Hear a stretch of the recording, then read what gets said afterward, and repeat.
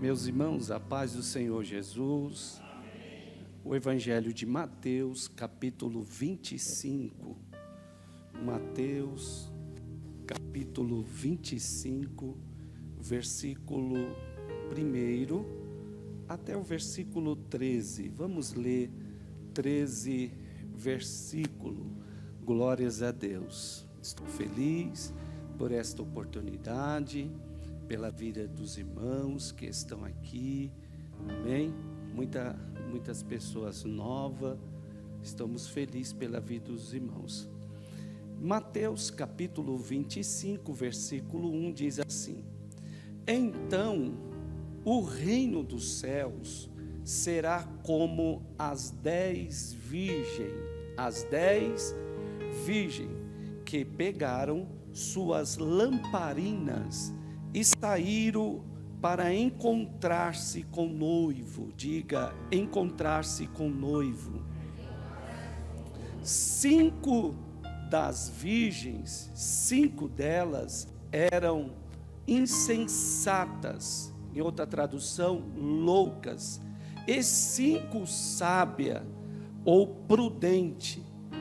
As 5 insensatas não levaram óleo suficiente para as lamparinas, mas as outras 5 tiveram o bom senso de levar óleo de reserva. Como o noivo demorou a chegar, diga comigo, demorou a chegar. Todas ficaram sonolentas e adormeceram. As 10 adormeceram. À meia-noite foram acordadas pelo grito: Vejam, o noivo está chegando, saiam para recebê-lo. Todas as virgens se levantaram e prepararam suas lamparinas. Então as 5 insensatas pediram às outras: Por favor, deem-nos um pouco de óleo, pois nossas lamparinas estão se apagando. As outras, porém, responderam: Não temos o suficiente para todas. Vão e comprem óleo para vocês. Quando estavam fora comprando óleo, o noivo chegou. Então as 5 que estavam preparadas entraram com ele no banquete, diga banquete, de casamento, e a porta foi trancada. Mais tarde, quando as outros 5 voltaram, ficaram ao lado de fora chamando: Senhor, Senhor, abra-nos a porta. Mas ele respondeu: A verdade é que não as conheço. Portanto, vigiem, pois não sabe o dia nem a hora da volta. A igreja pode repetir comigo o versículo 13? Vamos repetir aqui numa tradução na TV, diz assim no 3, 1, 2, 3. Portanto, vigie, pois não sabe o dia nem a hora. Podeis tomar o vosso assento. Meu muito obrigado.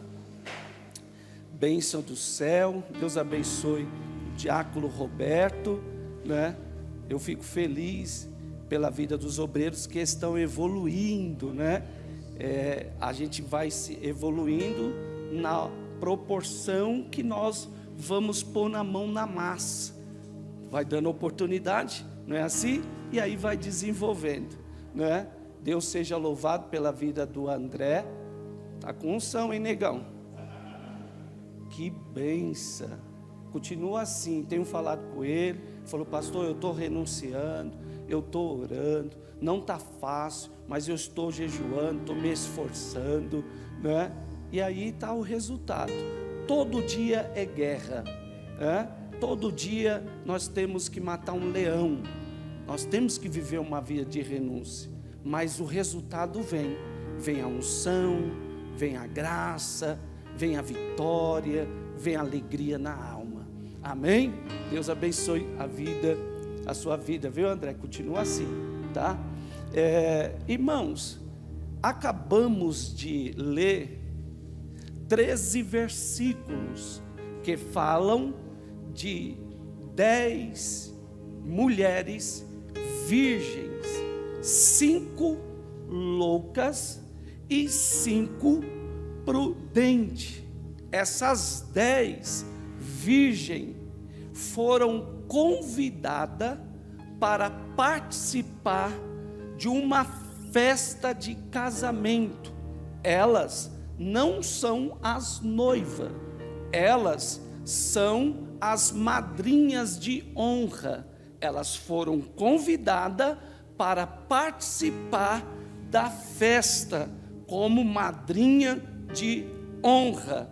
As virgens desta parábola são convidadas para participar da festa e a encontrar-se com o noivo. Enquanto o noivo ia para a casa da noiva, a fim de trazê-la para a sua casa, as 10 virgens ficavam esperando na porta, não dentro, na porta da casa do pai do noivo. A festa iria acontecer na casa do pai do noivo, onde seria realizado a festa de casamento, O processo do noivado e casamento no judaísmo, no primeiro século, apresentava 3 fases. Uma pessoa que se noivava e depois se preparava para o casamento. No primeiro século, na cultura judaica, tinha 3 fases. A primeira fase era a fase da promessa de casamento, onde normalmente era formalizada por meio de um contrato. Tinha um contrato que era formalizado entre a família do noivo e a família da noiva, que era fechado entre os pais. Quem é que assinavam? Eram os pais dos noivos, e era selado por um pagamento feito pelo pai do noivo para o pai da noiva. Pensa se eu vivo nesta época, irmão, se eu ia ganhar, porque o pai do noivo tinha que assinar o contrato e pagar para o pai da noiva o dinheiro que foi estipulado, porque o combinado não sai caro, eles tinham que pagar. Então essa era a primeira fase. A segunda fase era o noivado, que estava começando com trocas públicas de voto presente, entre os presentes que estava no local. Então a segunda fase começava com trocas públicas de votos e presente entre o casal. Eles prometiam um ao outro fidelidade, respeito e trocas de presente.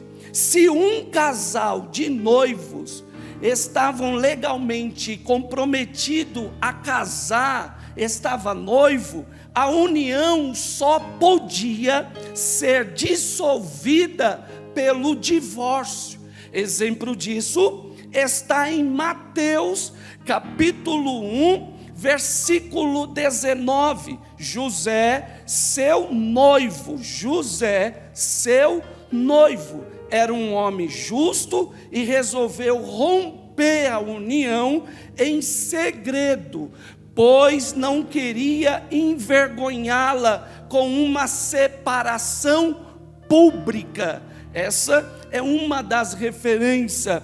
A terceira e última fase era o casamento, que só era plenamente consumado após a festa nupcial, ok? A terceira fase e a última fase era o casamento, que só era plenamente consumado após a festa nupcial. Esta festa podia acontecer até um ano após o noivado.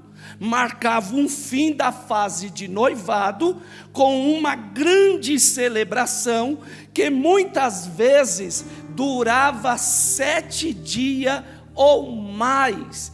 Pensa, irmãos, num povo festeiro que é o povo judeu. A Bíblia vai nos ensinar isso, que a parábola descreve que o primeiro dia da festa estava acontecendo. Está no primeiro dia da festa. A chegada do noivo marcava o início da festividade. A festividade não poderia começar sem que o noivo chegasse com a noiva. Chegando o noivo com a noiva, aí então iria iniciar a festividade, e as madrinhas, que no caso aqui é as 10 virgens, sairiam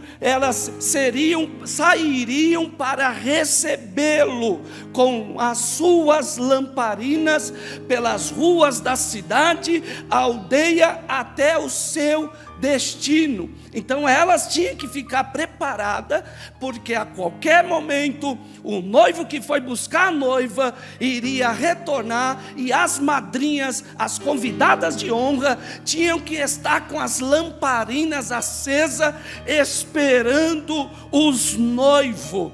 Mas o que chama atenção, ou o versículo chave dos 13 versículos que lemos, está resumido no versículo 13. O versículo 13 é o versículo chave desta parábola. O versículo 13 diz assim: pois porque não sabeis o dia nem a hora.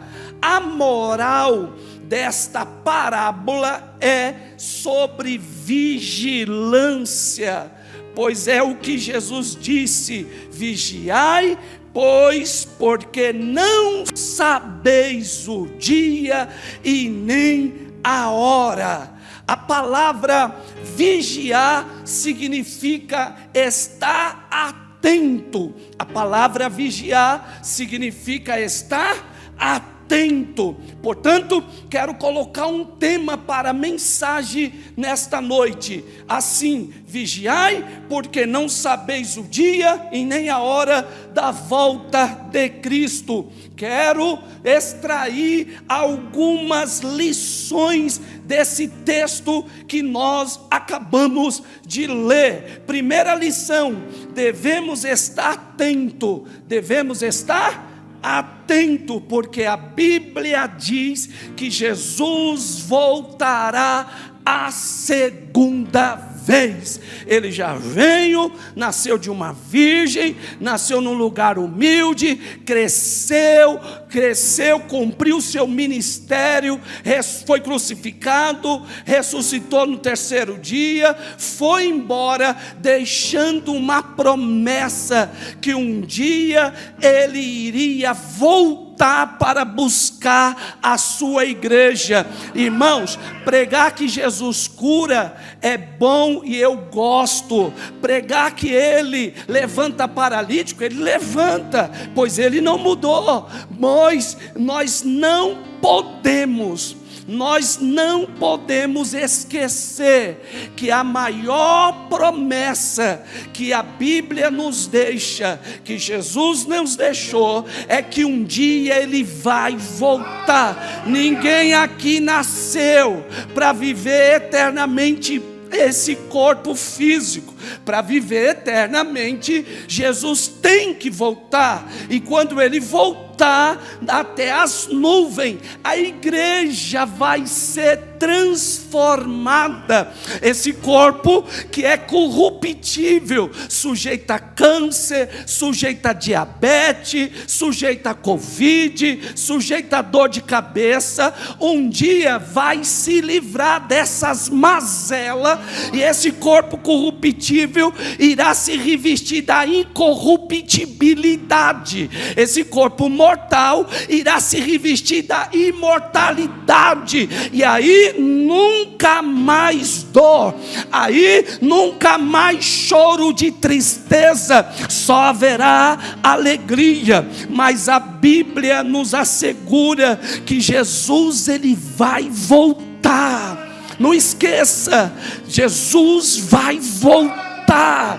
A Bíblia diz em João capítulo 14, versículo 1, Jesus dizendo para os seus discípulos: não deixe que o seu coração fique aflito, creio em mim, creia também em Deus. Aliás, creia em Deus, creia também em mim. Versículo 2, Jesus falando: na casa do meu Pai há muitas moradas, e se não fosse assim, eu lhe teria dito: vou preparar lugar para vocês. Jesus que diz: eu vou preparar lugar. No versículo 3 ele diz assim: e quando tudo estiver pronto, virei buscá-lo. Quando tudo estiver pronto, Ele vai vir para buscar a sua igreja militante, que tanto labutou nessa face da terra, esperando o seu noivo aparecer nas nuvens. E no versículo 3 diz assim: para que estejam sempre comigo, aonde eu estiver, vocês também vão estar. A Bíblia vai nos dizer em Atos capítulo 1, versículo 11: e disseram: homens da Galileia, por que estás aí parado, olhando para o céu? Esse Jesus que foi levado do meio de vocês ao céu, voltará do mesmo modo como viram subir. Eu estou lendo referências que mostram que Jesus Cristo vai voltar. Aliás, em Hebreus capítulo 9, versículo 28, diz assim: assim também Cristo foi oferecido em sacrifício uma única vez para tirar os pecados de muitos, e aparecerá pela segunda vez. O escritor de Hebreus deixou muito claro em Hebreus capítulo 9, 28, Jesus vai aparecer pela segunda vez, não para tirar o pecado, mas para trazer a salvação para aqueles que o esperam, para aqueles que o guardam. Aliás, Moisés, ele disse que Deus não é homem para que prometa e depois se arrependa. A Bíblia vai nos dizer em Números capítulo 23, versículo 19: Deus não é homem para que minta, e nem filho de homem para que muda de ideia. Será que tendo ele prometido não fará, ou tendo falado não cumprirá? Deus não é moleque, ele não anda pela calçada tropeçando com seus próprios pés. Ele é onipotente, ele é onisciente, ele é onipresente. Ele falou, ele vai cumprir. A promessa está de pé. O céu não está em crise. Ele disse que vai voltar para arrebatar. Ele vai.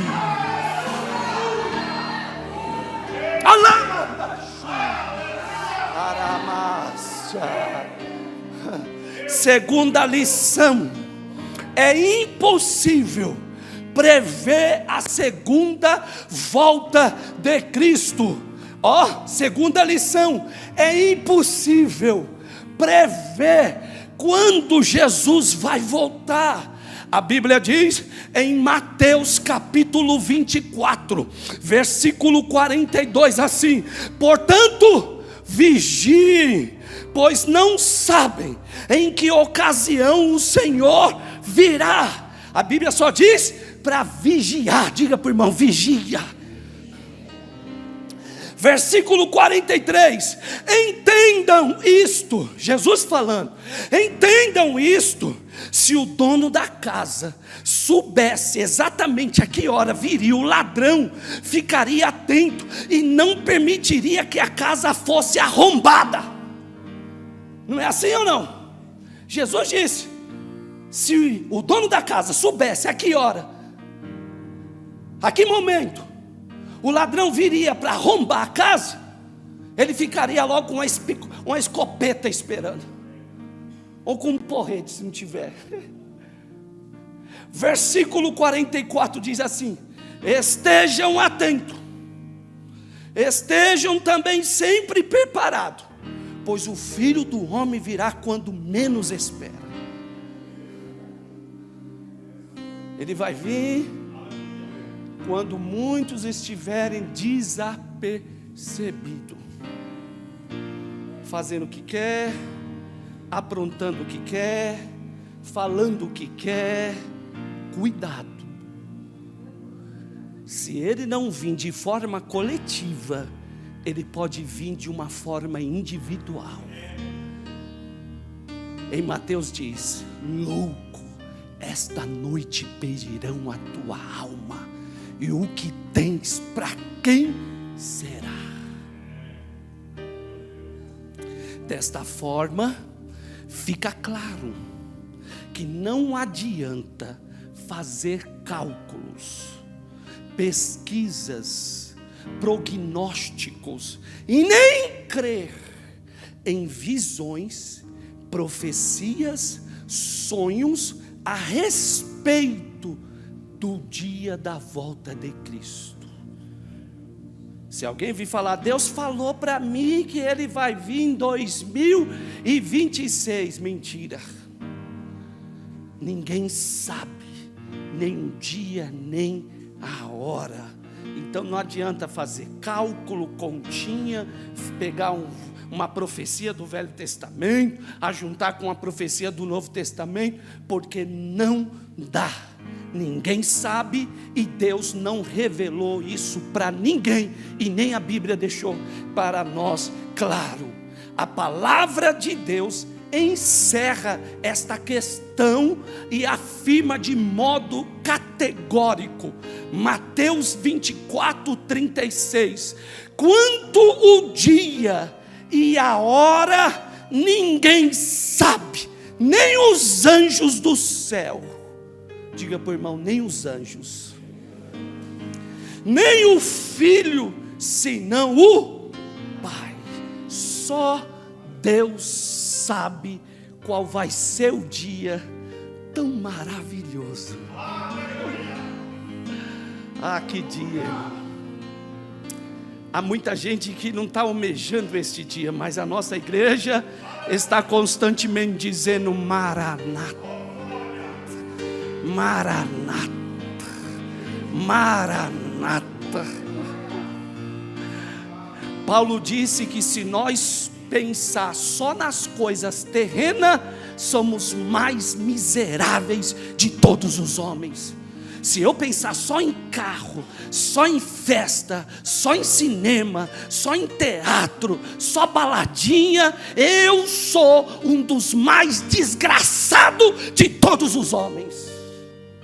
E como pastor, Eu não posso trazer palavra para levar você a delírio e sair daqui empolgado com promessas. De vez em quando é maravilhoso, mas como pastor, como líder, eu tenho que dizer para você: se prepara, porque Jesus, Ele vai cumprir a sua promessa. Ele vai voltar.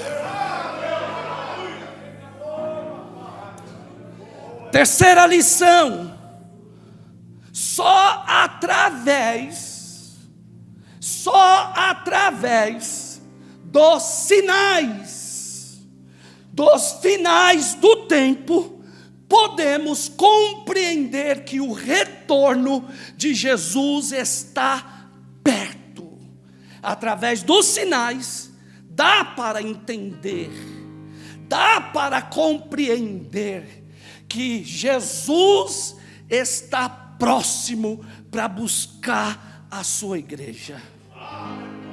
A Bíblia que diz, Mateus 24:32, aprendam a lição da figueira. Quando os seus ramos se renovam e suas folhas começam a brotar, vocês sabem que o verão está próximo. Não é assim que Jesus disse?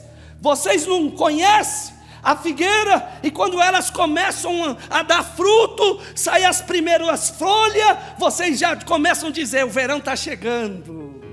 Através dos sinais de uma árvore, através de uma planta. Aí Jesus disse ainda no versículo 33, assim também, quando virem todas estas coisas, saibam que Ele está próximo à porta. Jesus foi bem claro dando sinais. Quando vocês virem essas coisas, vocês sabem que este dia está perto. E que coisa? Fome. Nós estamos vendo, sempre houve fome, mas nós estamos vendo no pleno século 21, fome de grande escala, epidemia, peste. Mateus 24:7, porquanto se levantarão nação contra nação, reino contra reino, haverá fome, peste, terremoto em vários lugares. Aí a pergunta eu faço: nós estamos vivendo isso? Sim ou não, irmão? A Bíblia fala de um dos sinais de guerra. Mateus 24:6, vocês ouvirão falar de guerras, ameaças e guerras, mas não entram em pânico. Sim, é necessário que essas coisas ocorram, mas ainda não será o fim.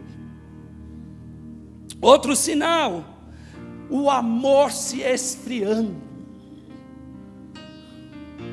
A gente não tem mais misericórdia de ninguém, irmão.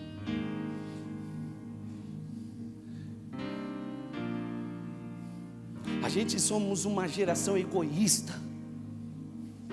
Falamos de amor, mas não praticamos. E que Deus tenha misericórdia de nós, e que possamos voltar ao primeiro amor, voltar às primeiras práticas.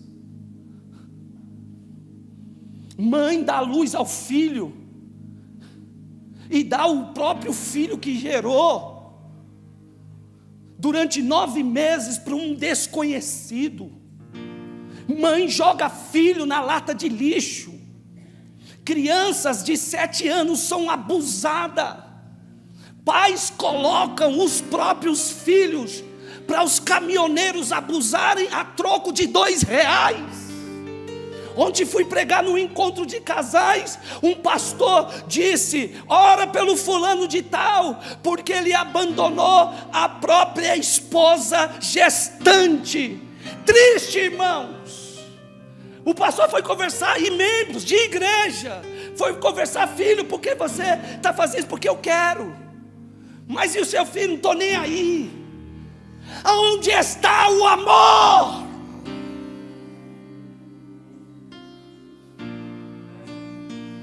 Mateus 24:12 diz: e por se multiplicar a iniquidade, o amor de muitos se esfriaria. Não confunda um amor com correção, porque Deus, Ele corrige aquele que Ele ama. Pastor, mas o pastor deixou as 99 para ir atrás das que estavam perdidas, porque a ovelha, ela não tem memória boa o suficiente. Mas o homem, o filho que saiu de casa, ele saiu, bebeu a cara, foi parar no chiqueiro, mas ele voltou com os próprios pés, porque ele tem consciência. A moeda se perdeu, é porque alguém tinha que achar, mas o filho pródigo não. Eu não estou só lidando aqui com crentes novos convertidos, eu estou lidando com crentes velhos, que vêm de igrejas de tal, igreja de outra, de tal, igreja de tal, e você não é mais menino. Tem pessoas amadurecendo aqui, mas já tem pessoas maduras, e tem pessoas amadurecendo, e pessoas imaturas. Os irmãos estão aí? Uma dos maiores sinais que nós estamos vendo é a apostasia. Diga apostasia. 2 Tessalonicenses 2:1 diz assim: irmãos, quanto à vinda, diga vinda, do Senhor Jesus Cristo, a nossa reunião com Ele, rogamos a vocês. Olha só, irmão, o apóstolo Paulo falando, 2 Tessalonicenses 2:1. Irmãos, quanto à vinda, a volta de nosso Senhor Jesus Cristo e a nossa reunião com Ele, rogamos a vocês. Olha o 2: que não se deixe abalar, nem alarmar tão facilmente, quer por profecia, quer por palavra, quer por carta supostamente vinda de nós, como se o dia do Senhor já estivesse chegado. Ele está falando, irmãos, não é para ficar desesperado, como se o dia do Senhor já chegou. E não é para acreditar nas pregações que muita gente estão pregando por aí. Porque antes de Cristo voltar, algumas coisas têm que acontecer. Olha o versículo 3, vai falar o que vai acontecer. Não deixe que ninguém os engane de modo algum. Antes daquele dia, virá a apostasia. É o apóstolo Paulo, o homem que foi arrebatado até o terceiro céu, que está dizendo: antes de Cristo vir, haverá apostasia. Então será revelado o homem do pecado, o filho da perdição. Antes de Cristo voltar, vai vir uma proporção grande de apostasia, e parece que nós vamos contemplar o anticristo.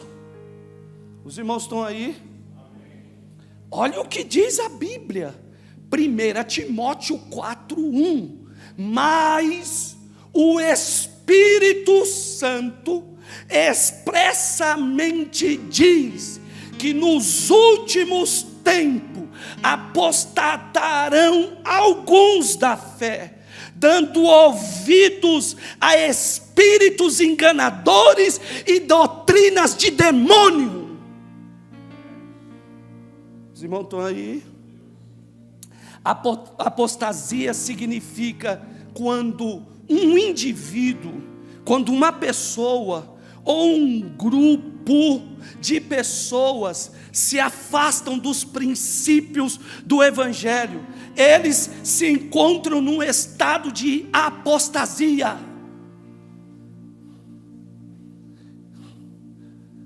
Os irmãos estão entendendo? E parece que nós estamos contemplando nos nossos dias cantores que foram inspirados a escrever letras maravilhosas. E hoje se apostataram da fé. Tem um cantor que fez tanto sucesso, que fez uma cirurgia no seu órgão genital. Disse: eu não quero ser mais homem. Quantas pessoas foram impactadas com os louvores deles. Tem um outro que eu passei para minha esposa hoje. Joama, olha os hinos que esse rapaz cantava. Estourou 2023. Se declarou agora. E disse: não quero mais saber de igreja. Isso é apostasia. É o que a Bíblia diz. Em Hebreus capítulo 6, versículo 4, dá a entender que uma pessoa que se apostata, que é diferente de uma pessoa que se desviou, num sentido bíblico, parece que não volta mais, está com a mente tão cauterizada, que não tem mais quem traga ele para Cristo. Hebreus capítulo 6, versículo 4 diz assim: ora, é impossível, eu estou lendo Hebreus capítulo 6, versículo 4, ora, é impossível para aqueles que uma vez foram iluminados, eles foram iluminados, experimentaram o dom celestial. Eles experimentaram o dom celestial e se tornaram participantes do Espírito Santo. Eu estou lendo o versículo 4 e ele começa dizendo: é impossível para aqueles que uma vez foram iluminados, experimentaram o dom celestial e se tornaram participantes do Espírito Santo. Versículo 5: e provaram os benefícios da palavra de Deus e os poderes da era que há de vir, e provaram os benefícios da palavra de Deus. Aí o 5 diz assim: e provaram, o versículo 6, mas apostataram da fé. É impossível, é o que a Bíblia diz, é impossível que tais pessoas sejam reconduzidas ao arrependimento, tendo em vista que contra si mesmo estão crucificando outra vez o Filho de Deus e zombando publicamente dele. A pessoa que se aposta está crucificando, está cuspindo no prato que comeu, está cuspindo na face de Cristo. Os irmãos estão aí? Que Deus tenha misericórdia de nós, que possamos ser vigilantes e não perder tempo com coisa secundária. O diácono Gabriel outro dia falou: pastor, eu estou estudando, a minha mentalidade é outra, eu quero cuidar da igreja, não foi isso? Não quero perder meu tempo ficar discutindo com outro teólogo, não. Eu quero ser bênção para a igreja de Cristo. Enquanto vocês estão arrumando confusão, as almas estão perecendo. Tem pastor que está sofrendo, que precisa da sua ajuda. Quarta lição: a segunda vinda de Cristo será repentina. Cristo virá como relâmpago. Lucas 17, 24 diz assim: porque assim como o relâmpago lampeja e ilumina o céu de uma extremidade à outra, assim será no dia em que vier o Filho do Homem. A Bíblia diz que ele virá num piscar piscar de olhos. 1 Coríntios 15:52. Acontecerá num instante, num piscar de olhos, ao som da última trombeta. Pois quando a última trombeta soar, aqueles que morreram em Cristo ressuscitarão, a fim de viver para sempre. E nós que estivermos vivos também seremos transformados. Eu sei que mensagem assim não traz ibope. Eu sei que mensagem assim não mexe com o nosso ego, não é? Mas é necessário. Precisamos falar de Jesus. Precisamos continuar falando de Jesus. Jesus virá como ladrão. Me ajuda a pregar, diga para esse irmão aí. É a última vez que eu vou pedir para você não se incomodar. Diga, ele virá como ladrão. Mateus 24:43. Entendam isto. Se o dono da casa soubesse exatamente a que hora viria o ladrão, ficaria atento e não permitiria que a casa fosse arrombada. 44. Estejam atentos, sempre preparados, pois o Filho do Homem virá quando menos espera. Fica brincando de ser crente? Fica com um pé na igreja e outro lá no mundo? Fica metendo a língua no dente? Continua falando palavrão? Continua no adultério? Continua se masturbando? Continua fazendo fofoca? Continua fazendo intriga? Aonde você vai parar? A igreja não perde, a igreja é militante, ela não para. Ela é um trator de esteira. Ela não para. Entra um, sai outro, vem outro, faz guerra, faz birra, mas ela não para, porque ela está debaixo de uma palavra. E a palavra, quem foi que proferiu? Foi Jesus. As portas do inferno, as portas do inferno, as portas do inferno não irão prevalecer contra a igreja do Senhor. Pode matar. Quantos cristãos morreram na arena do Coliseu? Os leões devoraram, pensando que os crentes. Nero ficou indignado, porque o que ele mais queria é ver crente na arena, desesperado quando visse os leões. Ao contrário disso, os cristãos adoravam a Deus. Ele ficou, não é possível. Era para eles estar, não era para eles estarem desesperados agora? Não era para eles estar gritando? Não era para eles estar reconhecendo eu como Deus? Mas eles estão adorando esse Cristo. Eles estão glorificando esse Cristo. Eu vim aqui dizer para você, como pastor desta igreja, aguenta firme, cerra os punhos, cerra os dentes, combate o bom combate, levanta a sua cabeça, pelo amor de Deus. Pastor, mas eu não estou aguentando calúnia. O teu mestre foi caluniado. Pastor, está doendo, o seu mestre foi esfolado. Jesus suportou coroa de espinho por causa de você. Ele foi chicoteado, e quando seus agós batiam com chicote, com tiras de couro, na ponta da tira de couro tinha pedaços de ossos de carneiro e pedaços de chumbo, que quando batia,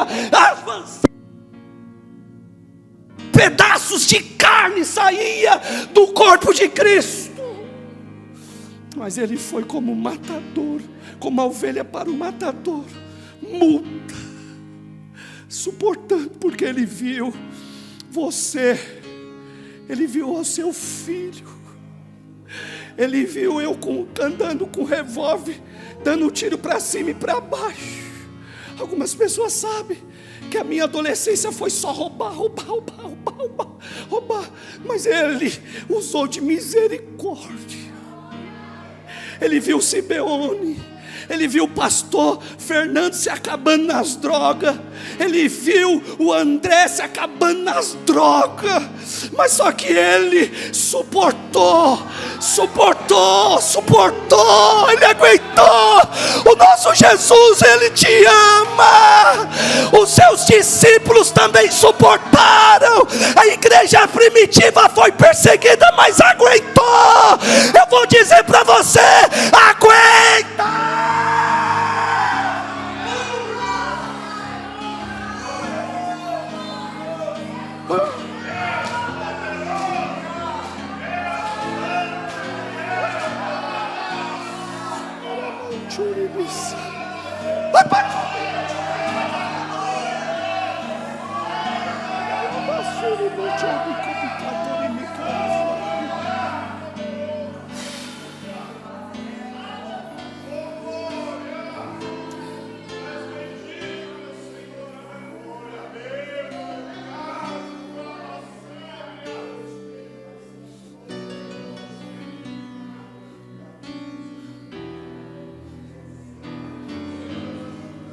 Até quando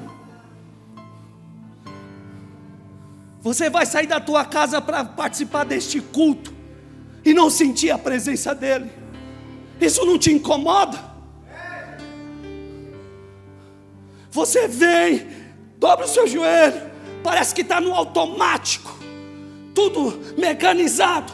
Você não chora, você não sente arrepio, você não levanta a mão, você não dá glória a Deus, você não tem vontade de falar em línguas estranhas, você não almeja que Deus levante alguém que profecia. Reaja, volta a orar na tua casa, volta a jejuar, e você vai começar a ter vida com Deus.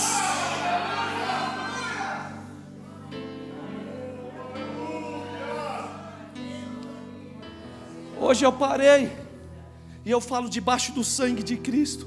Hoje eu parei meu devocional, eu acho que era umas 3 horas, Joel. Levantei 8 e pouco, comecei a ler. Depois eu senti, agora é necessário eu dobrar o joelho. Quando eu fui ver, era 2:30 da tarde. Você vem para a igreja, parece que o seu corpo está anestesiado. Tenta se concentrar. Tenta sentir. Tenta falar com ele. O Rafael, 4 horas, mandou uma mensagem. Passou, senhor, me leva. Tirei o carro da garagem. Quando passou, acho que 6 casas, o carro fez... Acabou a gasolina. Aí eu voltei, peguei o galão. Sabe como foi? Glória a Deus. Aleluia. Deus seja louvado.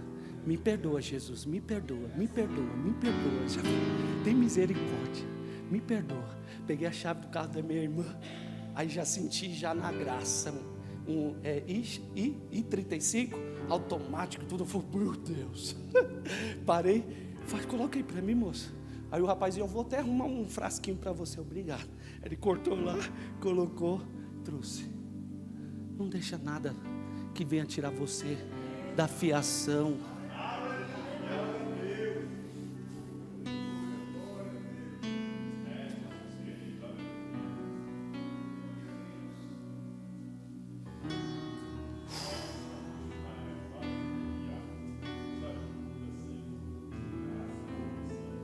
Irmãos,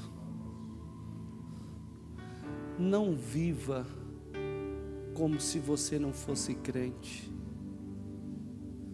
Não viva como se Jesus não vai voltar. Viva como se Jesus Cristo fosse vir agora.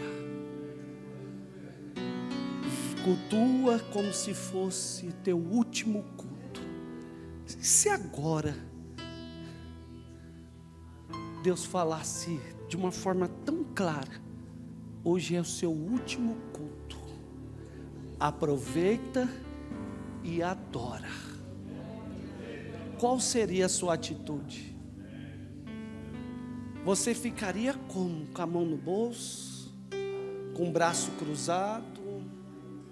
Conversando? Ou você ficaria: Jesus, misericórdia, eu te amo, eu quero encontrar com o Senhor, eu quero ir para o céu, ampara a minha alma, porque isso aqui é matéria, vai tombar, e a eternidade é real.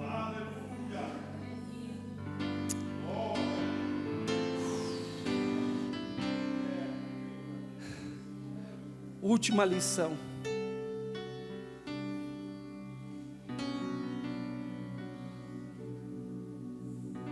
O grupo de louvor consegue cantar?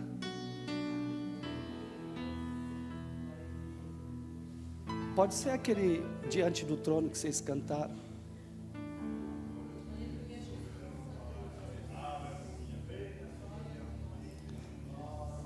Sabe por que a gente faz isso? Dando oportunidade para você se retratar. Quinta lição: haverá uma grande recompensa para aqueles que estiverem preparados, irão entrar na sala do banquete e participar das bodas do Cordeiro. Olha o que diz Apocalipse 19:7.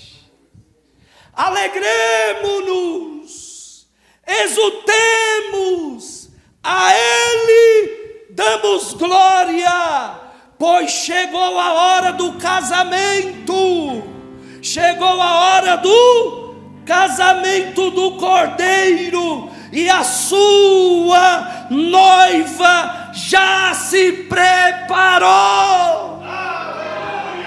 O 8 diz assim: ela, a noiva, recebeu um vestido do linho mais fino, puro e branco, porque o linho fino representa os atos justos do povo santo, do povo santo, do povo santo.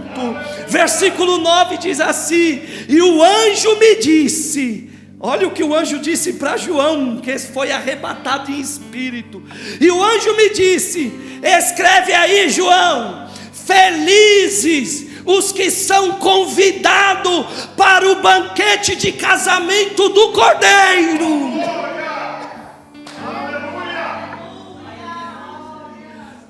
E acrescentou: essas são as palavras verdadeiras de Deus. Meu Deus, nós vamos participar de um banquete. A Bíblia diz em Mateus 8:11: mas eu vos digo que muitos virão do Oriente e do Ocidente e assentar-se-ão à mesa com Abraão, Isaque, Jacó, no reino do céu. Que promessa, irmão. Você vai se assentar à mesa com os heróis da fé. Nós vamos se assentar com Abraão, nós vamos se assentar com o apóstolo Paulo, nós vamos se assentar com Lázaro, que ficou 4 dias morto e ressuscitou. Nós vamos se assentar com os maiores teólogos que permearam nessa terra. Nós vamos conhecer o maior pregador de todos os tempos. E eu não estou falando de Napoleão Falcão, eu não estou falando de Dekazu Takayama, eu não estou falando de Billy Graham, eu não estou falando de Spurgeon, considerado o príncipe dos pregadores. Eu estou falando do maior pregador, que um dia foram prender ele e não conseguiram prender, porque ele pregava de tal forma que os guardas ficou: não dá, o homem prega com muita autoridade. Eu estou falando de Jesus Cristo de Nazaré.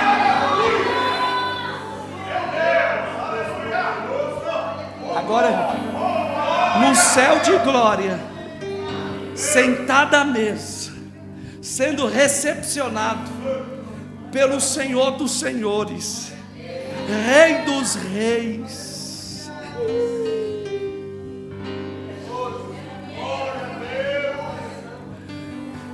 Você vai me conhecer lá. Eu vou te conhecer, vou dizer.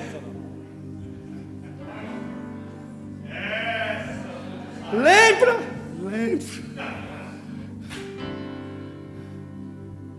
Irmão, nós vamos ter uma alegria imaginável.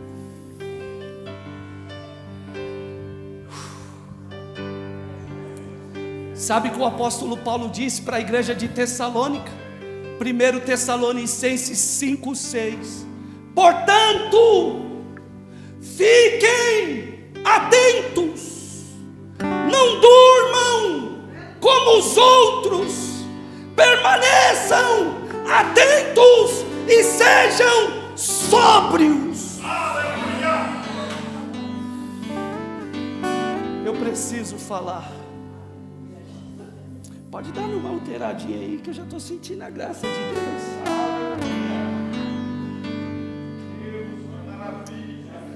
Ninguém poderá se preparar na última hora.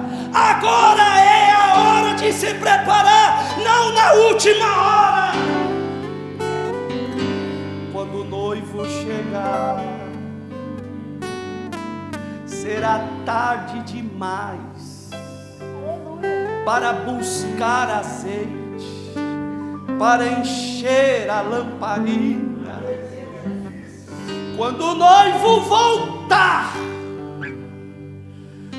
haverá tristezas, angústia, e não terá tempo de pedir perdão para a mãe que um dia você retrucou, dizendo para ela: vai, sua velha. Quando Cristo voltar, não haverá mais tempo para você pedir perdão para o seu pastor. Quando Cristo voltar, não haverá tempo para você pedir perdão para o seu esposo. Não haverá tempo para você se reconciliar.